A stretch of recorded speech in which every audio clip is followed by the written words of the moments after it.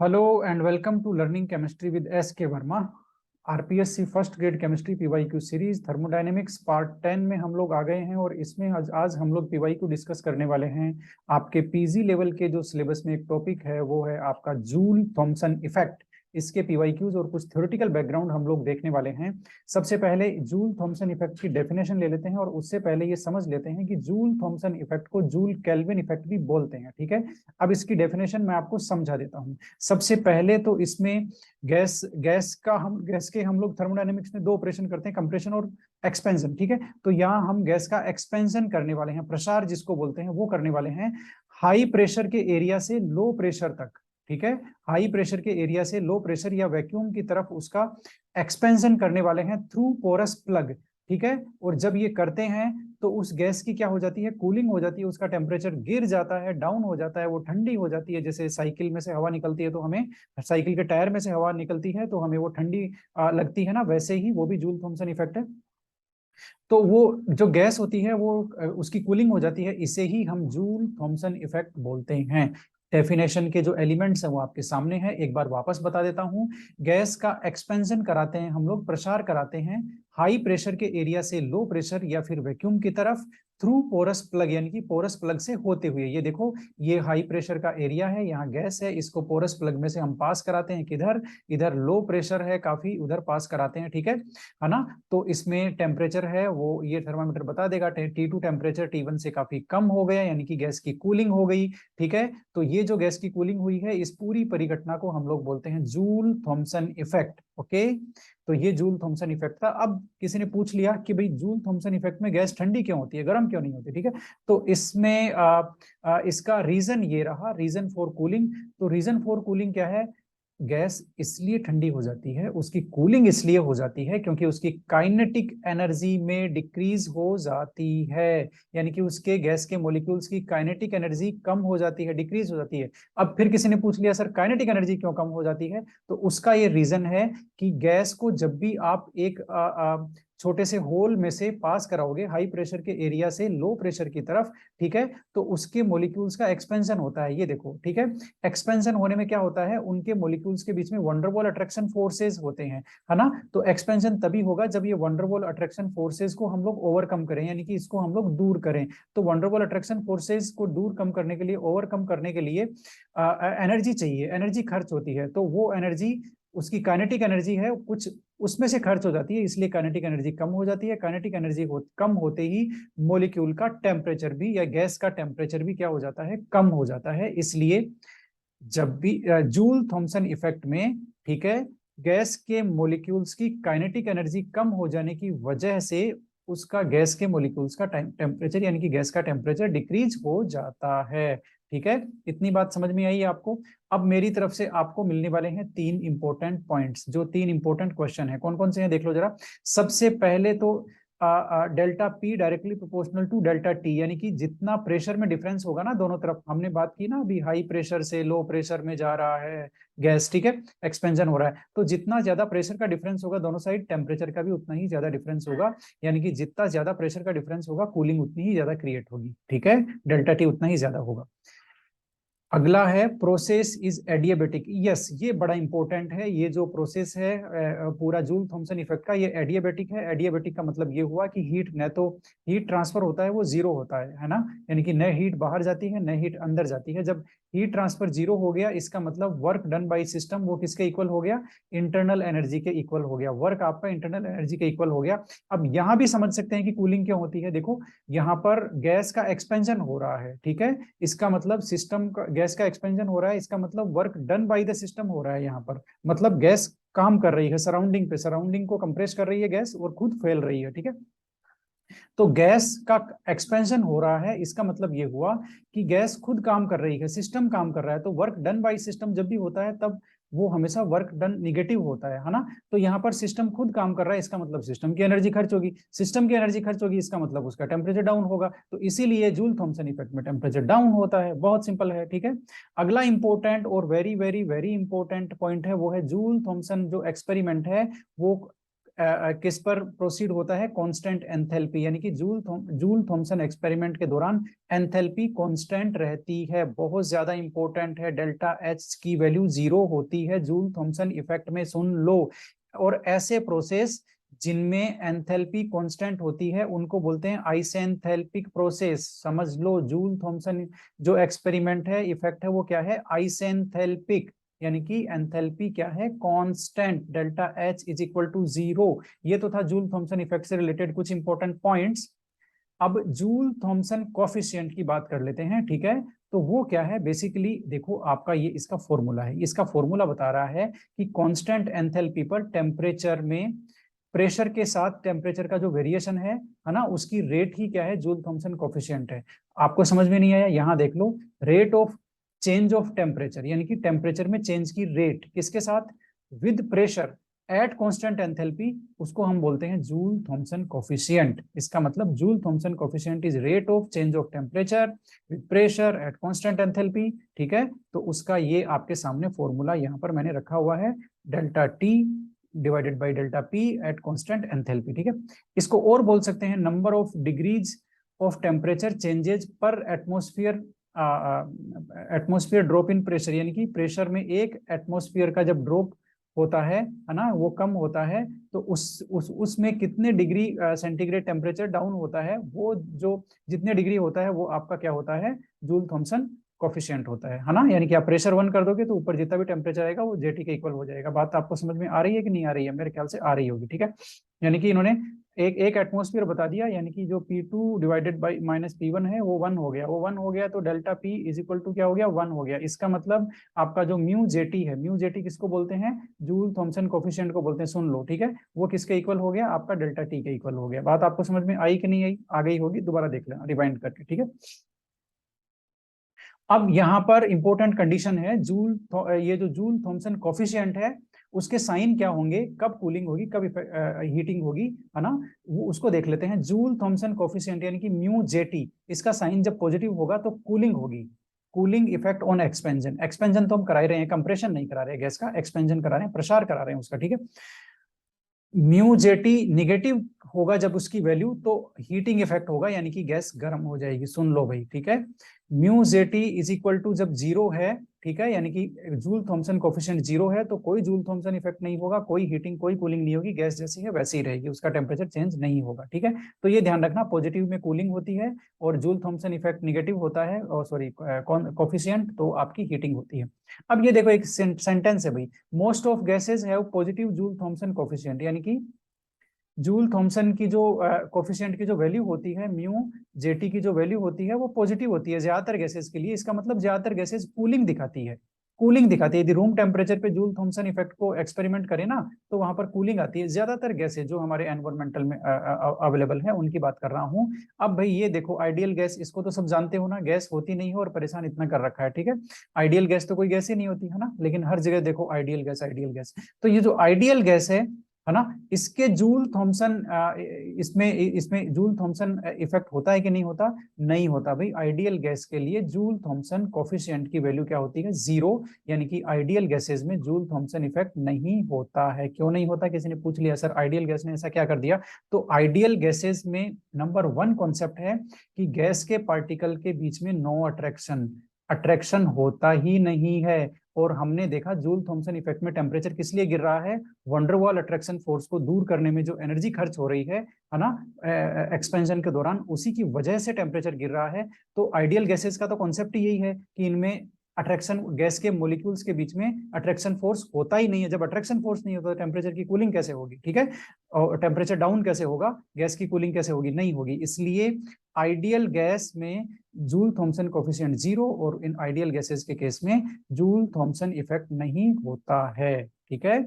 अब Joule Thomson effect पे जितने क्वेश्चन आते हैं वो सारी इक्वेशन मैं आपके सामने ले आया हूँ। डेरिवेशन आपको यदि इनकी चाहिए तो आप पीएसपी बुक रेफर कर सकते हैं, ठीक है। यदि आपको सीधा और 2 मिनट में लर्न करना है तो ये वीडियो बेस्ट है, ठीक है। 2 इक्वेशन मैं लेके आया हूं आपके लिए जूल थॉमसन की, इन दोनों इक्वेशन को आप याद कर लोगे तो बल्ले बल्ले हो जाएगी, नो प्रॉब्लम। तो अब म्यू जेटी की वैल्यू देखो, ये है म्यू जेटी का फॉर्मूला, ये तो हमने याद ही कर लिया, del TP del T divided by del P H, है ना, कांस्टेंट एंथैल्पी, ये एच यहाँ पर आएगा, कांस्टेंट एंथैल्पी, आई से एंथैल्पिक प्रोसेस है, हमने पढ़ लिया ना इसको, ठीक है। तो ये इसकी इक्वेशन है, इक्वल टू ये होता है, ये आप याद कर लेना। अब इसमें इक्वल टू ये होता है del H minus 1/Cp, Cp आप जानते हैं heat capacity at constant pressure, del H divided by del P, और ये एट कांस्टेंट टेम्परेचर, ये इसकी वैल्यू होती है। यानी कि म्यू जेटी के दो इक्वेशन है आपके सामने, म्यू जेटी के दो इक्वेशन है, सुन लो, एक तो ये तो उसका एक तरह से है ही है, ठीक है, और ये भी एक इक्वेशन है। अब इन दोनों अब इस इक्वेशन से, इक्वेशन नंबर 1 से ये वाली इक्वेशन और ये वाली इक्वेशन जनरेट हो रही है, जरा देख लो, कई बार क्वेश्चन कर लेते हैं जूल थॉमसन इफेक्ट के लिए क्या सही है क्या नहीं है, तो उनमें ये इक्वेशन डाल देते हैं, ठीक है ना। ये दोनों इक्वेशन है, कैसे आएगी मैं बता देता हूं। ये जो सीपी है, जरा देख लो, ये सीपी को हम इधर ले जाएं, म्यू जेटी की तरफ ले जाएं सीपी को, ठीक है, तो ये देखो माइनस सीपी म्यू जेटी की तरफ आ गया, और इधर क्या बच गया आपका, ये जो del H divided by del P T बच गया, ये देखो del H del P T, ये रहा, ठीक है। पहली इक्वेशन समझ में आ गई ये वाली। अब इसकी बात कर लेते हैं, ये कैसे आएगी। ये आपके क्या बोलते हैं, यस, ये यहां से आएगी, ये जो डेल टी आपको दिख रहा है ना, ये इसमें से आपका जो डेल पी है उसको उठा करके आप इधर ले आओगे। एक बार मैं कंट्रोल जेड करता हूं ताकि आपको समझ में आ जाए, ठीक है, वापस बता देता हूं। ये जो डेल पी है, ठीक है, इसको उठा करके आप इधर ले आओगे, इसको इधर ले आओगे, तो equation del T equal to हो जाएगा, ये देखो delta T is equal to minus CP, ये पोर्शन ऐसे की ऐसे है, ये पोर्शन एज इट इज है, बस ये डेल्टा पी उठ करके इधर आ गया, ये डेल्टा पी आ गया। तो जूल थॉमसन के लिए इक्वेशन नंबर 1 और 2 उसके क्या बोलते हैं डॉटर इक्वेशन है, ठीक है, ये उसकी डॉटर हैं दोनों, तो आप इन तीनों को याद रखना, ठीक है। अब सेकंड इक्वेशन देख लो जरा, वो वंडरवॉल कांस्टेंट के साथ रिलेशन है किसका, म्यू जेटी का, जूल थॉमसन कोफिशिएंट का, उसका इक्वेशन ये है। यहाँ पर 1/Cp में माइनस नहीं है, ध्यान रखना, यहाँ पर 1/Cp में माइनस है ये वाला, ठीक है, वो वहां नहीं है, आप इसको लर्न कर लेना भाई, ठीक है ना। और मेरे पास कोई रास्ता नहीं है, टाइम भी इतना नहीं है कि डेरिवेशन आपको बताई जाए। और स्मार्ट प्रिपरेशन वही होती है जो डिमांड और वक्त के हिसाब से प्रिपरेशन की जाए, ठीक है। पीजी लेवल का टॉपिक है, या तो एक क्वेश्चन आएगा या नहीं आएगा, तो ज्यादा परेशान क्यों होना। Mu JT is equal to, ये हो गया, ये म्यू जेटी की इक्वेशन है। अब ये जो ए और बी क्या है, ए और बी यहाँ पर वंडरवॉल कांस्टेंट है, ठीक है। अब ये जो इक्वेशन है ये भी म्यू जेटी की है, काफी ज्यादा इंपॉर्टेंट है, इसको भी आपको याद रखना है, ओके, है ना, 2a divided by R T minus B, okay. अब यहाँ पर आर गैस कांस्टेंट, ए और बी क्या है, वंडरवॉल कांस्टेंट है, तो ये सारे ही कांस्टेंट है। इसका मतलब अब इंपॉर्टेंट पॉइंट आ रहा है, देखो, magnitude and sign of mu JT, यानी कि जूल थॉमसन कोफिशिएंट का मैग्नीट्यूड और उसका साइन, यानी कि प्लस माइनस, ये किस पे डिपेंड कर रहा है, कंप्लीटली टेम्परेचर पे डिपेंड करता है। ये लो भाई, इंपॉर्टेंट सेंटेंस है ये, म्यू जेटी का साइन और मैग्नीट्यूड केवल टेम्परेचर पे डिपेंड करता है, क्योंकि बाकी सब कांस्टेंट है आपके, वंडरवॉल और ये आर सब कांस्टेंट, ठीक है ना। अब यहाँ पर इस इक्वेशन से दो इंपॉर्टेंट कंक्लूजन आ रहे हैं, वो देख लो जरा। ये आप ये टर्म देख रहे हो 2a बाई आर टी, इस इक्वेशन में देख रहे हो ना, 2a by R T minus B, तो ये जो 2a है ये b से ज्यादा हो गया, यदि ये b से ज्यादा हो गया तो आपका म्यू जेटी है वो पॉजिटिव होगा। देख लो जरा, यहाँ पर करके देख लेना, b से ज्यादा हो गया तो इसमें से 2a बाई आर टी में से b माइनस करेंगे तो पॉजिटिव वैल्यू आएगी, तो म्यू जेटी क्या होगा, पॉजिटिव होगा, ठीक है। तो जब ये कंडीशन होगी 2a by RT is greater than B, then mu Zt will be positive and there will be cooling effect of the gas, ठीक है। यदि ये B से कम है, 2a divided by RT is lesser than B, then mu Zt will be negative and there will be heating effect। ये important है, याद रखना, हीटिंग इफेक्ट कब होता है ना, 2a डिवाइडेड बाई RT, ये B से ज्यादा है या कम है, हीटिंग होगा या कूलिंग होगा, ये आपको पता होना चाहिए। इसी में एक छोटा सा कॉन्सेप्ट है इन्वर्जन टेम्परेचर का। इन्वर्जन टेम्परेचर देख लो क्या होता है, देख लो भाई, आपने ये सीख लिया है कि जूल थॉमसन एक्सपेरिमेंट परफॉर्म करते हैं तो कोई भी गैस की क्या होती है, कूलिंग होती है, ठीक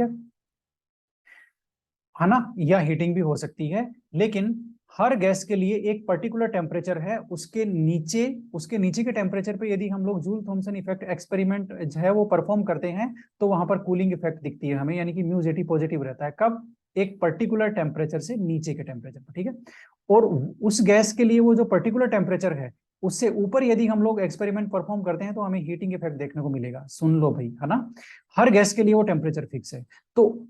तो ये जो टेम्परेचर है हर गैस का, वो टेम्परेचर जिसके ऊपर तो हीटिंग इफेक्ट होता है और जिससे नीचे यदि हम लोग एक्सपेरिमेंट परफॉर्म करते हैं तो कूलिंग इफेक्ट आता है, उस टेम्परेचर को बोलते हैं इन्वर्जन टेम्परेचर। अब इन्वर्जन का मतलब तो रिवर्स होता है, तो रिवर्स क्यों बोला गया? रिवर्स इसलिए बोला गया क्योंकि उस टेम्परेचर पे जो म्यू जेटी है इसका साइन चेंज हो जाता है। ये देख लो, temperature at which sign of mu JT changes, mu JT का साइन चेंज हो गया। कैसे चेंज हो गया? मैं एग्जांपल के लिए बता देता हूँ। एक्स गैस है, इसके लिए टी आई यानी कि इन्वर्जन टेम्परेचर आपका 20 डिग्री हो गया मान लेते हैं। अब यदि आपने इससे ऊपर के टेम्परेचर यानी कि 21 डिग्री पे एक्सपेरिमेंट परफॉर्म किया, तो देख लो ऊपर के टेम्परेचर पे आप परफॉर्म करोगे above which it shows heating effect, तो 21 डिग्री पे क्या आएगा आपका? हीटिंग इफेक्ट आ गया। बात समझ में आ गई? लेकिन आप 19 डिग्री पे करोगे यानी कि इससे कम है ना 20 से, तो आपका आएगा कूलिंग इफेक्ट, है ना। तो यानी कि 20 डिग्री सेंटीग्रेड वो टेम्परेचर है जिसपे इसका साइन चेंज हो गया म्यू जेटी का, क्योंकि कूलिंग में उसका साइन म्यू जेटी का पॉजिटिव है और हीटिंग में उसका साइन क्या है? म्यू जेटी का निगेटिव है। ठीक है, तो 20 डिग्री टेम्परेचर से ऊपर नीचे करने पर म्यू जेटी का साइन चेंज हो रहा है, इसलिए 20 डिग्री है वो एक्स गैस के लिए क्या हो गया? इन्वर्जन टेम्परेचर हो गया। ठीक है, इतनी बात आपको क्लियर हुई, समझ में आई? आई तो ठीक, नहीं आई तो दोबारा देख लेना। ठीक है, अब इसका मतलब ये हो गया कि फिक्स यदि आप इन्वर्जन टेम्परेचर पर ही एक्सपेरिमेंट परफॉर्म करेंगे तो आपको कोई जूल थॉमसन इफेक्ट देखने को नहीं मिलेगा। इससे ऊपर या इससे नीचे, इससे नीचे तो कूलिंग, इससे ऊपर तो हीटिंग। ठीक है, अब इन्वर्जन टेम्परेचर का फॉर्मूला क्या है? ये रहा 2a divided by R B. A और बी क्या है? वही वंडरवाल कांस्टेंट, और टी आई क्या है? आपका इन्वर्जन टेम्परेचर। ठीक है, आर गैस कांस्टेंट है। अब टी आई किस पे डिपेंड कर रहा है भाई? आपके ये देखो ए और बी है उनकी वैल्यू पे डिपेंड करता है टी आई, है ना। वंडरवाल कांस्टेंट पे डिपेंड कर रहा है कौन? आपका टी आई। गैस के वंडरवाल, हर गैस के लिए ए और बी की वैल्यू अलग अलग होती है, उन पे डिपेंड करता है आपका ये कौन? Inversion temperature. अब इंपॉर्टेंट देख लो भाई, हर क्लास में जैसे कुछ नकारे स्टूडेंट होते हैं वैसे यहाँ पर भी एक्सेप्शन है। दो गैस हमारे पास हैं, ये नकारी गैसेस हैं, ये Joule Thomson effect room temperature पे परफॉर्म कराती हैं तो ये हीटिंग इफेक्ट देती हैं, है ना। ये हीटिंग इफेक्ट देती हैं कौन? हाइड्रोजन और हीलियम। जब इनका जूल थॉमसन एक्सपेरिमेंट कराया गया रूम टेम्परेचर पे तो इन्होंने दिया हीटिंग इफेक्ट, यानी कि गर्म हो गई, ठंडी नहीं हुई, गर्म हो गई। क्यों गर्म हो गई? क्योंकि हमने बात की ना अभी, इनका इन्वर्जन टेम्परेचर काफी कम है। तो रूम टेम्परेचर तो हो गया 25 डिग्री सेंटीग्रेड, ठीक है, और इन्वर्जन टेम्परेचर इसका -48 है हाइड्रोजन का, और हीलियम का -240 है।